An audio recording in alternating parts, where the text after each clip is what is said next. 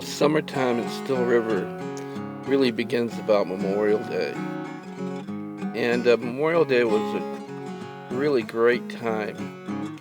Uh, we would run down to the little volunteer firehouse about a block and a half away early in the morning when preparations were being made because all the fire trucks around the area would line up at the end of the parade.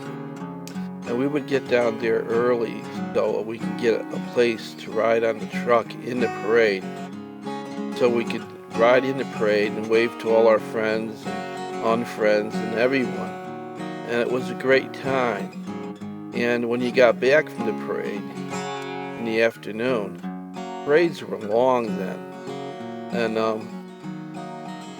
they had a large picnic at the firehouse, which went on right into the evening. And but summertime in Still River, Derek and Jason Wahozinski, Wahozindski,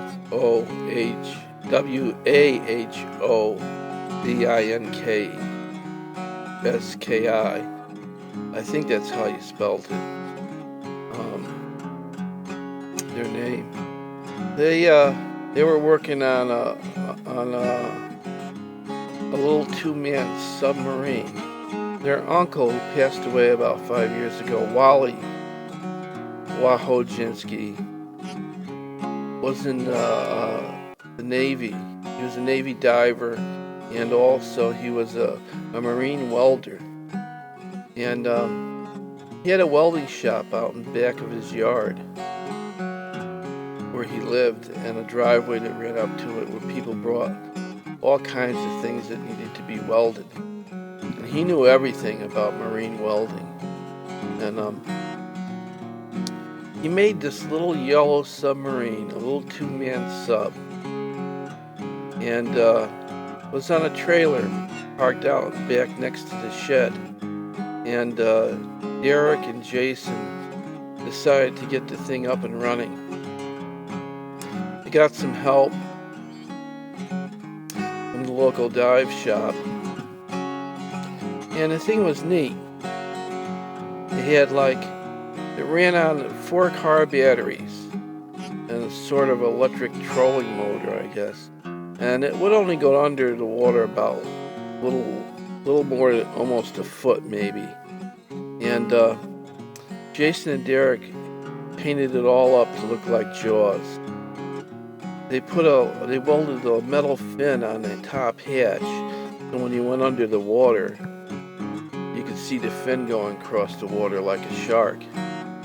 And they were out by the swimming area at Town Park. Town Park was open on Memorial Day. This was after Memorial Day. Summer began when the town park opened because the floats were put out. One had a slide into the water. The other one had 2 diving boards, a regular and a high dive. And there was always a line at the high dive, and everybody would do like a Tarzan-like yell when they dove off the high dive.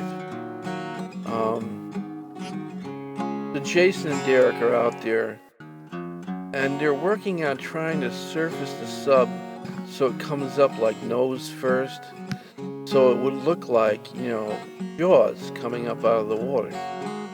And they had it going pretty good. They got it down to where the nose came up first, and it had the big shark face on it with the teeth and big red fiery eyes, and it was something. And they were planning to do like a little exposition for the 4th of July fireworks display, which is at the town park. The display is set off from the island, and they were planning on riding back and forth and surfacing every so often like Jaws. And so they were there, and they're about 100 feet off. On the right was the shoreline across from the park, and Margaret Weinberg was sitting on her screened-in porch, and she was working on her probably 5th or 6th martini. and the lawn came down to a little small beach area and a little dock.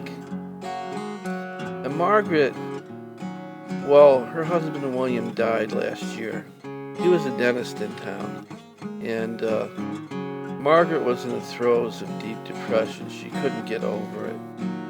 And she was working on her martini, and she sat back and closed her eyes. And she saw a vision of William standing there waving to her. Like, sort of telling her, come on over. At least that's what she took the message as.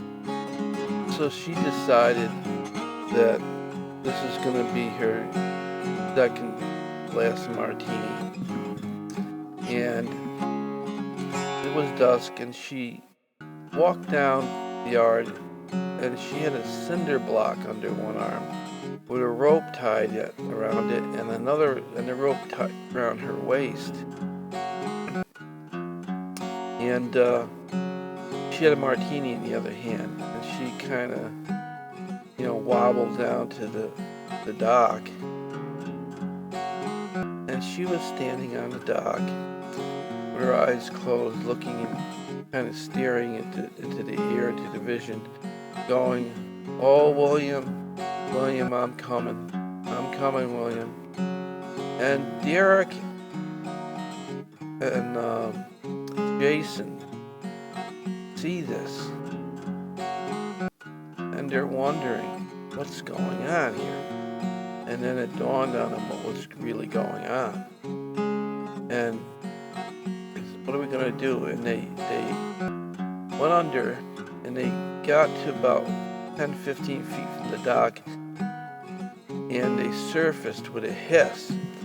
Now, that made Margaret open her eyes, and she saw jaws coming up at her, and it scared the living daylights right out of her. And she drops the cinder block on her left foot, and the martini goes flying. She tumbles over into the water, and down Margaret goes.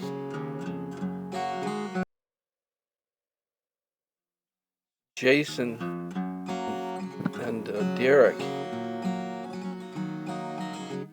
don't know what to do, and Jason opens the lid and jumps down and is swimming down about 10 feet, and cuts the rope, grabs Margaret, and brings her up. Now Margaret's pretty much gone, it looks like. But while Margaret was down there busy drowning, she had another vision, and her husband William was standing there, and he was like waving and pointing to this other person there. And she looked, and it looked like an older fellow. It looked like he was a doctor.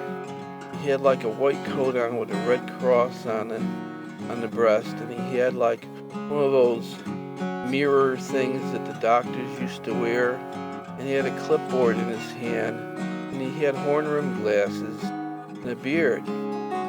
And it looks like William was waving and pointing to this fellow. So Jason gets her up on the dock, tries to revive her. She starts spitting out water, and Derek calls 911. They take her to the ER. And when they get to the ER, it's like Sunday evening. It's like the end of June. And the ER is on skeleton crew, like one nurse and one doctor. And the doctor is this old Dutch doctor who's been around town forever. Helmet's there. And they bring her in, and he does all the ER stuff for her and revives her. And she opens her eyes and sees Helmet. And he looks at her, and she's like wide-eyed and surprised. And she tells him what happened. And she goes, "I saw you in my vision when I was drowning." And they never saw each other before in their lives. And he's intrigued with her, and she's like intrigued, to say the least, with him. Now, Helmut lost his wife about 5 years earlier, and Helmut was quite lonely. Both of them are in like their, early middle 60s. And Helmut's been wondering for years if he was ever gonna, tie the knot again. And Margaret wasn't even thinking about it yet. She was thinking about ending it all and going over to where William was. But as it happened, 6 months later, Margaret and Helmut tied the knot. So that's summer in Still River.